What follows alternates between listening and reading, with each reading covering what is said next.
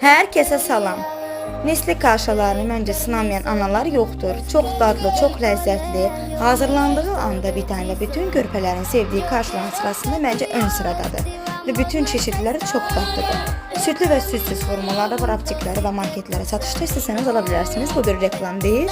Mən də övladım üçün yoxlamışam və təbii ki razıyam. Gördüyünüz kimi təxminən 5 və 6 qaşıq nesli sığına 140-150 ml su tökməklə istədiyimiz qatılıqda əldə edə bilərik.